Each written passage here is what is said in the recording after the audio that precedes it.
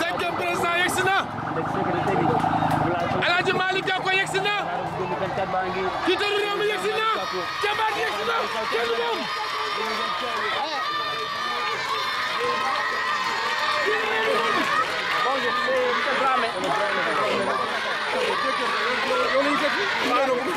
c'est ça.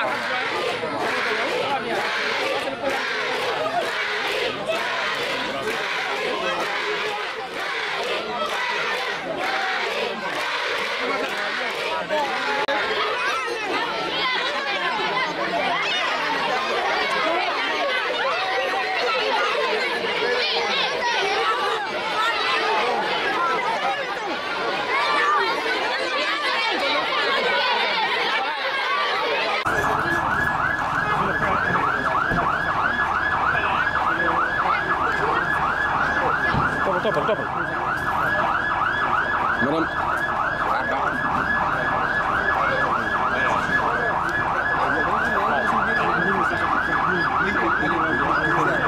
Salaamaaleykum waa Sénégal yi nga xam ni jamono bi ñu ngi ñuy bàyyi xel ñu nekk ci biir réew mi ak ñi nekk bitim réew. may wax ni tey Thiès am na gan gu mag waaye kër Ibrahima Sarr aussi am nañu gan gu mat waaye aussi gelawaar yi góor ak jigéen yi nekk Thiès am nañu aussi gan gu mag ndax ku toll ni président Malick Gakou su bàyyee yitteem yépp ñëw ni daf ñu gane si nuyu suñu encouragé ñu feddali suñu kóllëre ak moom feddali kóllëre ci diggal ak rakkam loolu dañ koy rafetlu loolu dafay neex torop ci ñun ca lii du politique politicienne Sénégal nag kenn mënu fee wax waa nga jëf fi léegi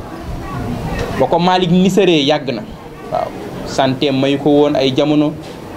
tukkeem ay jamono aussi man it ma génnoon mu ni petit frère li nga def Thiès dafa rëy waaw moo tax man en tant que leader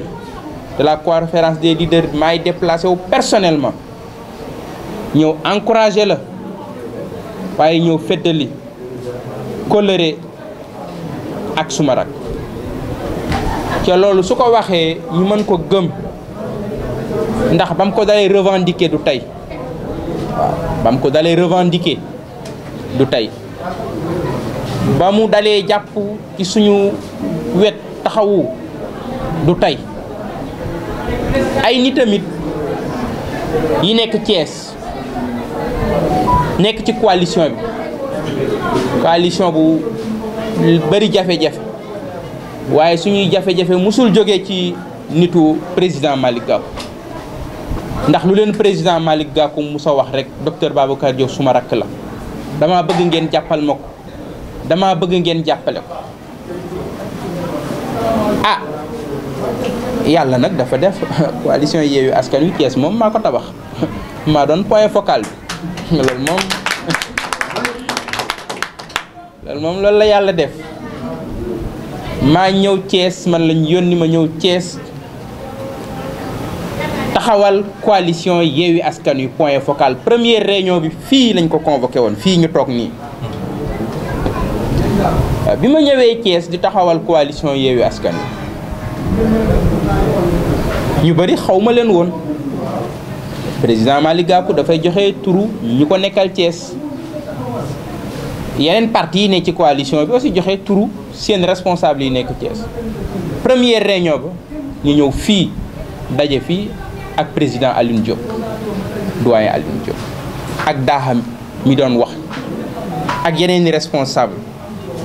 yoo xamante ni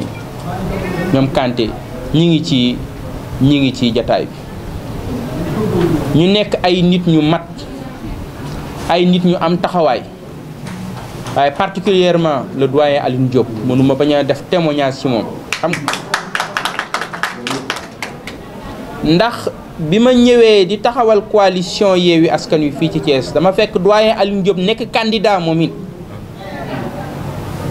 bëgg a jiite coalition bi nekk candidat à la mairie ma nekk candidat comme ni mu amee woon yeneen ni candidat doyen Alioune Diop bi nga xamante ni candidat yi bari na moom moo jëkk a désisté daal di ni xale bii de xaw ma ko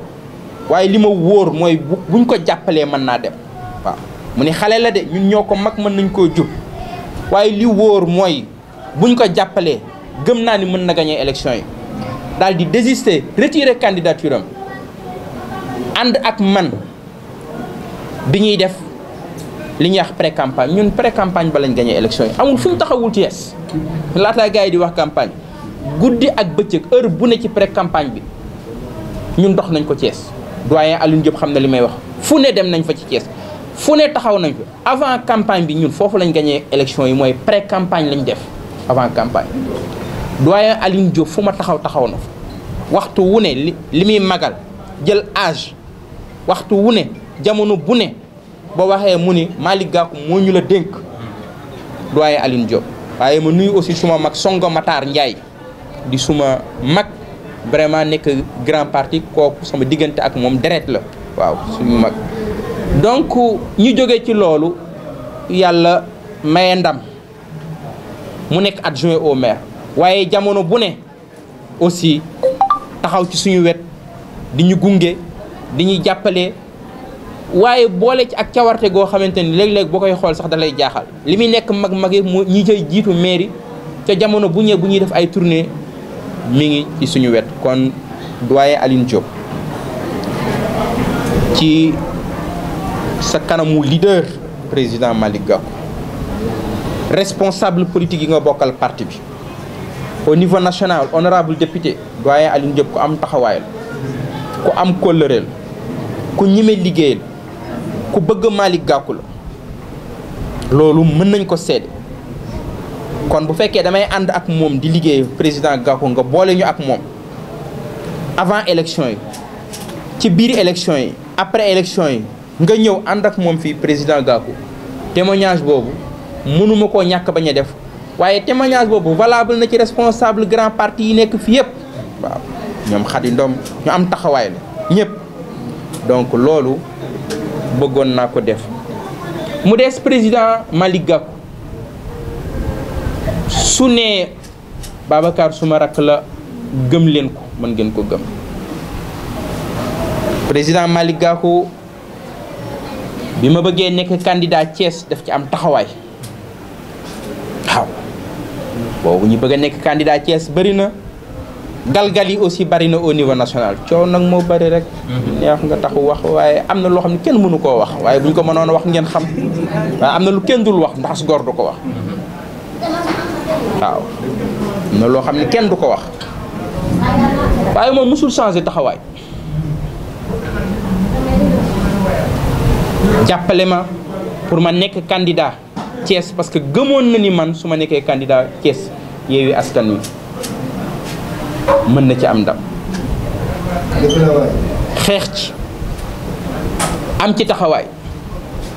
galgal yu bari nag am na fi luñ mën a wax ak luñ mënul wax liñ mënul wax sax moo ëpp waaye nag politique mooy doxee noonu adduna mooy doxee noonu bi nga xamante ni tabb nañ ma nekk candidat coalition Yewwi Askan Wi au niveau de Thiès xam ngeen ni campagne yombul ville bu toll ni Thiès amoon nañu nekk sax coalition Yewwi Askan Wi contrôle man ma nekk candidat dem nañ ci yenn leaders yi nii bu ngeen ko tabbee amul ay moyens yu mu campagne ci ay leaders yu mag yu nekk coalition Yewwi Askan Wi ci seen i yàq ni moom amul ay moyens yu mu campagne mel ni ay moyens mooy gagné am na lu ëpp doole moyen xam nga lu ko ëpp doole mooy yéene waaw yéene waaye bi nga xamante ni def nañ ma candidat ma ñëw Thiès ñu war a campagne ak campagne ñu mu diise ci moment boo xamante ni kenn yaakaarul woon ñun mën nañ gagné coalition Yewwi Askan Wi amoon na xaalis joxe nañ ci ay région 13 millions am na département yoo xam joxe nañ fa 10 millions jàppale leen ci campagne bi. Thiès joxuñu ñu ñaar dërëm seul moom rek moo doon leader bi nga xam ne danaan jëf petit frère campagne métti na de xam naa ni sonn nga trop mais il faut ma jàppale la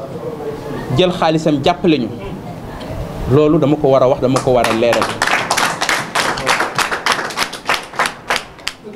pleine campagne mu métti trop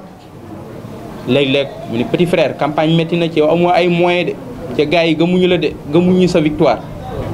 mais nag il faut ñu jàppale parce que ma rakk nga daal di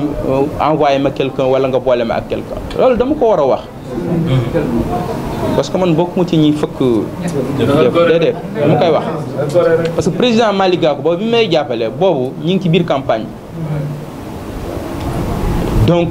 kon su ñëwee fii seede loolu seede dëgg rek la donc aw du ma ci rëy aussi aw ma ci problème boobu parce que campagne électorale dafa diis dafa métti te ñi nga mën a compter bëriwul ndax Sénégal moom lu sotti lañ xam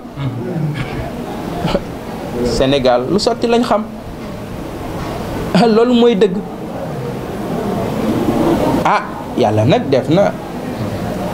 Thiès gii nag biñ fiy ñëw toog na ñaar fukki at nekk àll bu lëndëm këriis nag aw rab nekk ci biir jàmbaar ju fa dugg rek rab boobu fàdd na la ñaar fukki at de 2000 à 2022 ñaar fukki at ak ñaar 2000 à 2022 jàmbaar ju fa dugg rek rab boobu fàdd na la mu nekk àll bu lëndëm këriis kenn ñemewu faa dugg ñun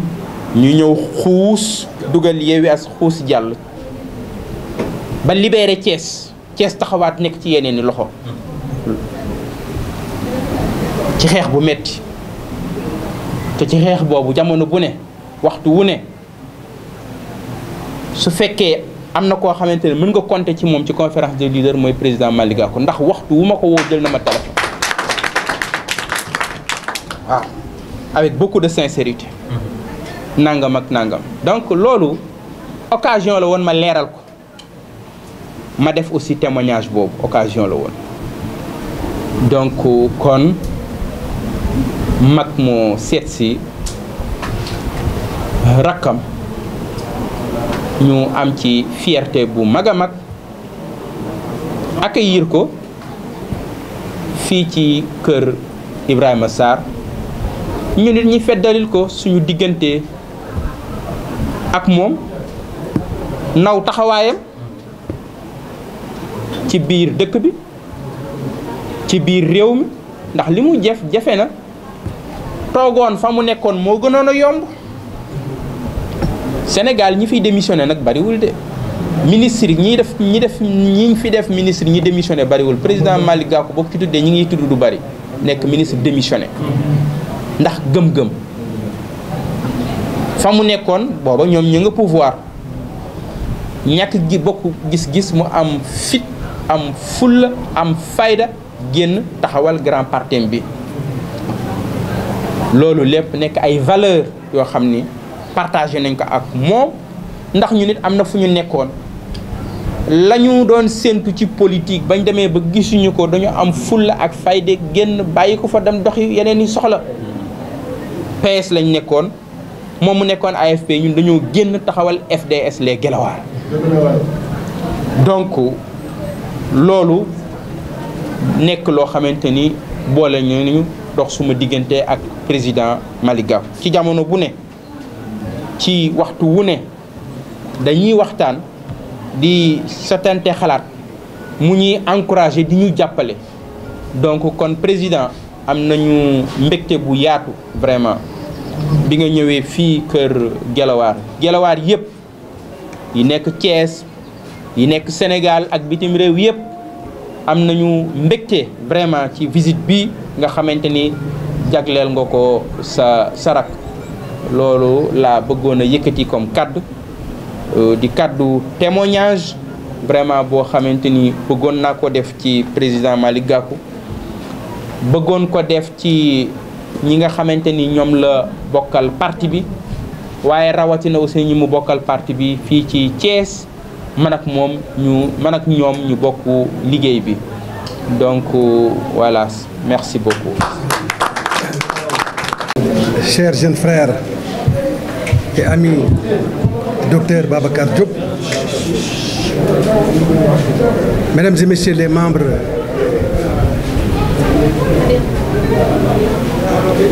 de Guelwaar, FDS Guelwaar, mesdames et messieurs les membres du bureau politique du Grand Parti,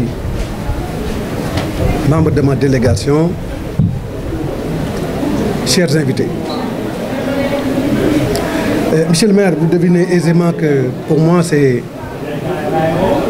un grand plaisir de venir à Thiès. Thiès, ville symbole. Thiès, ville martyre. Thiès, l'incarnation de l'histoire syndicale et politique du Sénégal. Thiès, ville référence et ville historique pour tout ce que Thiès a fait pour l'histoire de ce pays-là, le Sénégal. Monsieur le maire, je suis honoré par cet accueil extrêmement chaleureux, d'une dimension exceptionnelle, qui a consacré l'énergie de ton amitié référendaire à mon endroit, mais également cet accueil qui montre à suffisance combien vous êtes un homme de rigueur et de qualité. C'est vrai que cette visite à Thiès, il y a longtemps qu'on l'avait prévue. Bien avant d'ailleurs la grande victoire. Mais Dieu en a décidé ainsi. C'est aujourd'hui que j'ai eu le privilège et l'honneur d'être accueilli ici, dans cette magnifique permanence Ibrahima Sarr, qui prouve à suffisance combien vous avez su matérialiser votre ambition de ne ménager aucun effort afin de consacrer votre vie à la matérialisation des ambitions que vous nourrissez pour votre ville. Je reviendrai, monsieur le maire, sur vous, puisque je ne peux pas ne pas revenir sur vous, tant j'ai des choses à dire par rapport au personnage que vous incarnez, par rapport à la taille de l'homme d'État que vous incarnez, mais surtout par rapport aux valeurs et aux motivations de notre engagement commun pour le Sénégal. Mes chers amis, je suis venu à Thiès dans un contexte international et national très difficile. Tout le monde le sait, le monde aujourd'hui est traversé par une situation géopolitique extrêmement difficile, due principalement aux secousses de la guerre en Ukraine, avec ses conséquences sur le triple plan sécuritaire international, sur le plan alimentaire, mais également à travers les conséquences extrêmement désastreuses sur la crise énergétique engendrée. Dans ce contexte international difficile, notre pays, le Sénégal, doit trouver son chemin pour s'assurer les bases d'un paradigme à même de permettre à notre pays d'avoir des gages d'un développement harmonieux de ses populations. Et bien évidemment, quelles que soient les aspérités et les difficultés de la situation internationale, le Sénégal doit trouver les réponses appropriées pour assurer le bien-être de ses populations. C'est donc dans ce contexte que nous assistons, malheureusement, à une vaste politique d'improvisation économique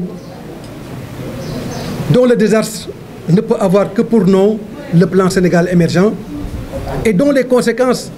ne peuvent avoir comme effet la calamité, la précarité et la pauvreté dans lesquelles nos populations sont secouées. Tout le monde sait que du point de vue économique, le plan Sénégal émergent est un échec. Puisque bien évidemment, après 10 ans de magistère, si le président de la République, le président Macky Sall, pense à l'emploi des jeunes, après 10 ans de magistère, si le président Macky Sall pense à la cherté de la vie, du logement, du coût du bien-être social des populations, si à la fin de son deuxième et dernier mandat, le président de la République se préoccupe de la qualité de vie des populations, c'est parce que le résultat de sa politique économique est un désastre pour le Sénégal. Il n'est point besoin de le démontrer, il suffit juste d'interroger nos compatriotes. Il ne suffit pas de se poser des questions, il suffit simplement de voir dans quelle mesure la jeunesse sénégalaise est désemparée. Il suffit de voir combien la famille sénégalaise est déstructurée. Il suffit de voir combien le monde rural est déchiqueté. Il suffit de voir combien l'emploi des jeunes constitue encore une fois le talon d'Achille de notre politique économique. Oui, il n'y a pas d'espoir. Nous baignons dans le désespoir de cause. Et la cause n'est rien d'autre que l'échec de la politique économique et sociale du président Macky Sall et de son gouvernement. Mais c'est aussi, mes chers compatriotes, dans ce contexte que le président de la République et son camp ont choisi de vouloir opérer ou faire opérer à notre Constitution un coup d'État civil par une troisième candidature illégale, illégitime. Et c'est la raison pour laquelle j'en appelle à la vigilance du peuple sénégalais.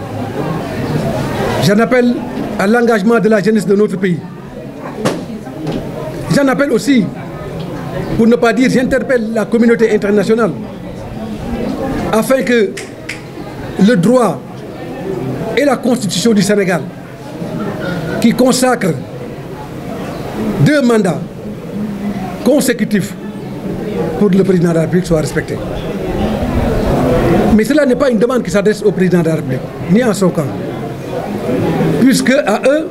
l'obligation de respecter la Constitution leur sera imposée. Mais nous devons faire éviter à notre pays, dans ce contexte international et national difficile, des difficultés que nous pouvons éviter pour sauvegarder et préserver la dignité humaine dans notre pays. C'est aussi dans ce contexte, mes chers compatriotes, que j'ai décidé d'être candidat à la présidence de la République pour les élections présidentielles de 2024. C'est parce que, au lieu de mon expérience d'homme d'État et d'un pedigree et d'un background à même de déterminer le socle d'un homme d'État aux mains propres, avec un besoin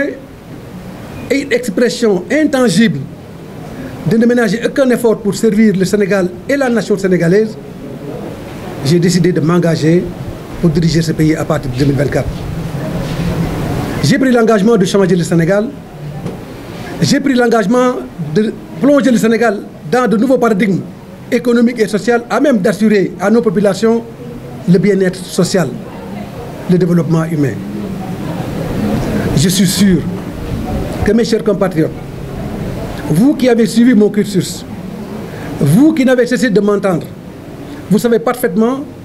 que je suis en mesure d'engager le rassemblement de la nation sénégalaise autour des valeurs intrinsèques à même de nous permettre de faire jouer à notre pays son rôle le plus déterminant en Afrique et dans le monde.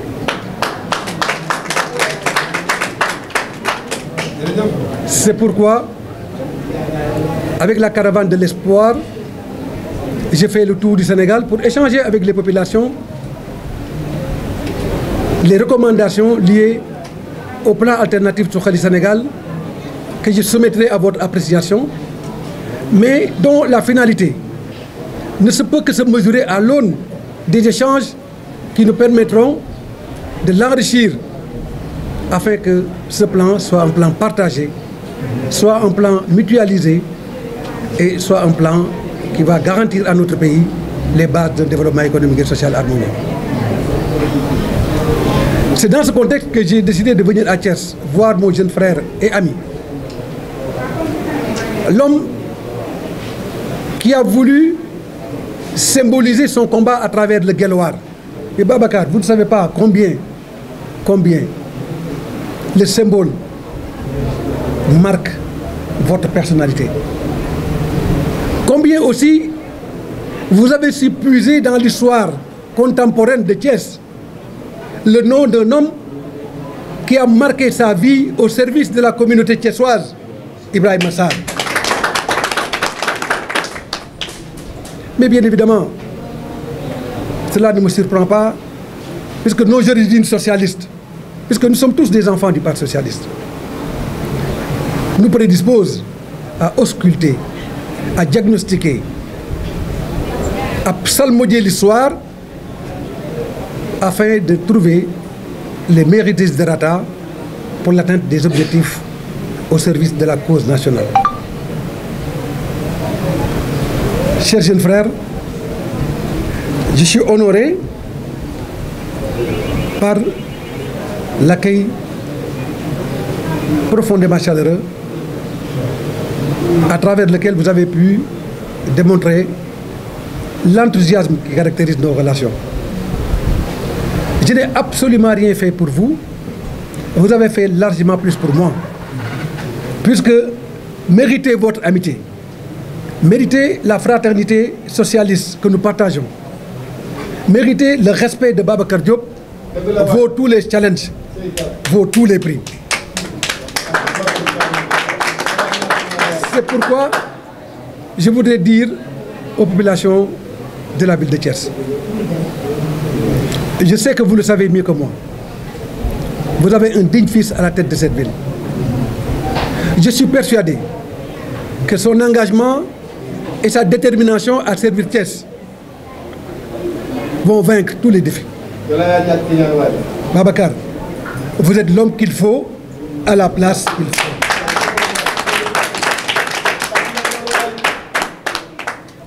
Je suis persuadé que l'histoire du Sénégal, l'histoire de la ville de Thiès va être gravée en mémoire dans la construction de votre engagement pour cette ville. En tant que grand frère et ami, nous serons à vos côtés pour vous accompagner pas à pas. Mais je suis déjà sûr et certain que depuis le début de votre magistère, les actes hautement privilégiés que vous avez commencé à engager vont dans la direction de succès au profit des populations. Je ne peux que demander donc à la population de Thiès de la patience et de vous écouter, de vous accompagner. Pour notre part, nous sommes venus vous témoigner notre affection. Nous sommes venus vous dire que nous serons à vos côtés, à côté des populations de la ville de Thiès, pour t'accompagner dans ta mission ô combien noble de tout faire pour que Thiès soit sur le toit du monde. C'est vrai que nous sommes, nous, des enfants de la banlieue. Mais je suis persuadé qu'en vous écoutant, en écoutant Babacar, Babacar mettra Thiès sur le toit du Sénégal. Mais ça, nous savons que c'est le cœur Nous savons que dans votre esprit tarot de grandes servitudes pour la nation sénégalaise. C'est la raison pour laquelle nous avons espoir et nous savons que rien de grand, que ce soit à Yewwi Askan Wi, que ce soit dans le pays, ne se fera sans Dr Babacar Diop et le FDS.